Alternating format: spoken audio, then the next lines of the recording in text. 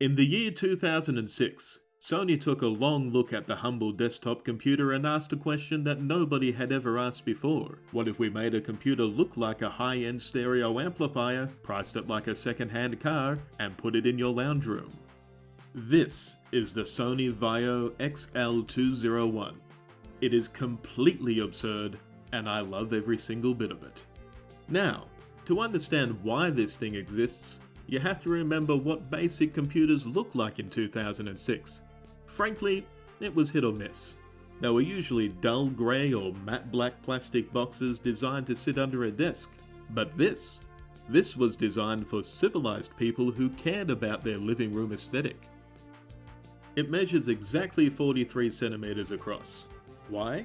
Because 43 centimeters is the internationally agreed standard width for hi-fi components. Sony wanted this to sit right underneath your turntable or your amplifier without looking like a grey intrusion from the IT department. And look at this front panel. You pull this right here, and it glides down with the sort of dampened, weighted mechanical elegance you only used to get on top-tier cassette decks. And behind it, they've hidden the front I/O, your multi-card reader, USB 2.0, Firewire, remember Firewire? A microphone jack, a full 1/4-inch headphone jack, S-video, and RCA input. Very tidy, very Sony. Turn it around though, and things get properly eccentric. Here, we have an HDMI port, which in 2006 on a consumer PC graphics card was a luxury, and it's sitting right next to composite RCA jacks for audio and video input, S-video, an FM radio aerial socket, and a UHF aerial socket, because this machine was explicitly meant to plug into your roof antenna so you could record Days of Our Lives directly onto your hard drive in glorious standard definition. Splendid.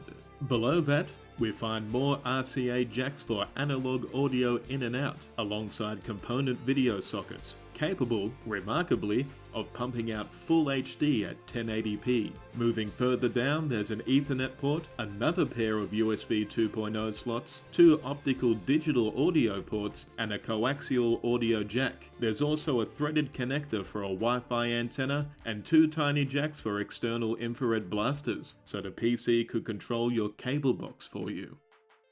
And then, right down at the bottom, we come to a pair of S400 Firewire sockets.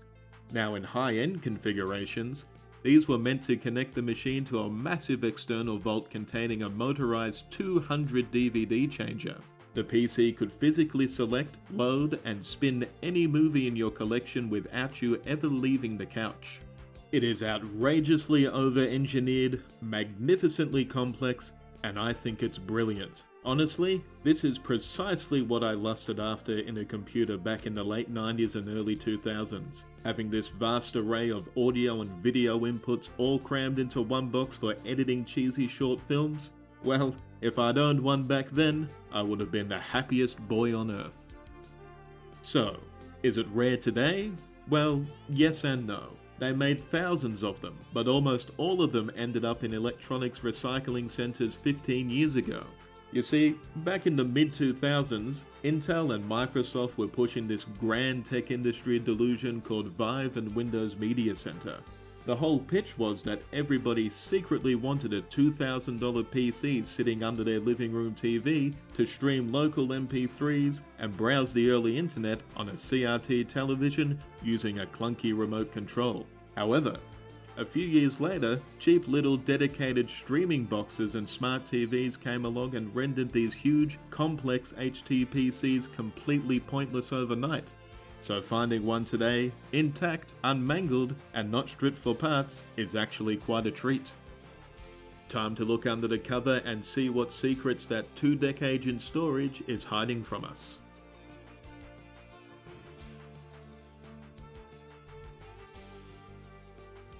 Wowee! Look at that internal layout. It's like a miniaturized power station in here. Because this was designed to sit right next to your couch while you watched a quiet movie scene, it couldn't sound like a jet engine taking off. So Sony couldn't just slap a noisy plastic fan directly onto the processor and call it a day. Look at these magnificent heavy copper heat pipes. They draw the thermal load away from the CPU socket and whisk it off to these two large, slow-spinning fans mounted at the back of the chassis. That is thoughtful engineering, but was it effective? We'll have to test it out. Removing the heatsink though reveals a slight snag. The CPU is completely missing. The previous owner must have harvested it, which is annoying because the original listing said nothing about this. I suppose I've fallen victim to the famous untested trick again. It originally would have shipped with an Intel Core 2 Duo E6400. Now, I've recently moved to Eastern Europe, so tracking down specific vintage computer parts isn't quite as easy for me as it used to be. Moving over here, we have our empty 3.5-inch drive bay. Unsurprisingly, the previous owner also snagged the hard drive, which is the right thing to do.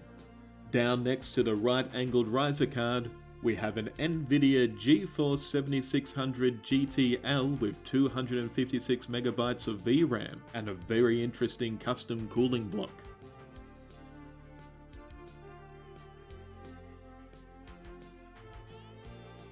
Right next to it is the Dual Tuner TV card by Ava Media for handling analog and digital signals.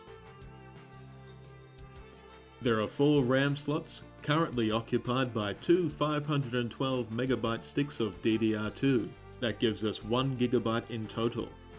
We also have the DVD drive, custom power supply, a front cooling fan, and all the various cables and cards to operate the multitude of inputs on this machine. So, where does that leave us? We have no hard drive and no CPU, but what we can do is test the power delivery. All we really want to know right now is whether the 20-year-old power supply capacitors and motherboard components are still willing to cooperate without blowing a fuse.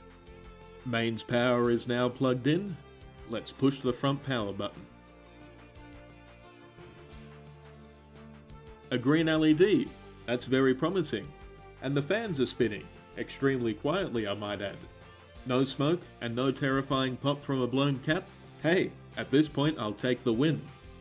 So the motherboard appears to have basic life, which is fantastic news. My next move will be tracking down a CPU, ideally an E6400, or maybe upgrading slightly to an E6600 Core 2 Duo, getting a hard drive, and loading an operating system.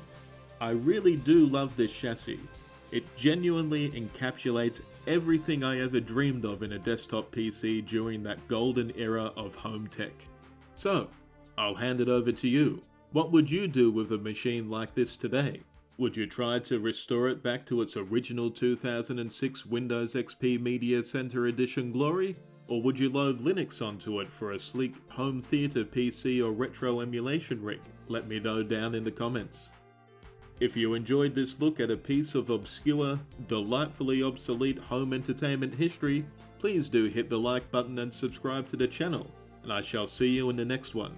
Now, if you'll excuse me, I'm going to finish my tea.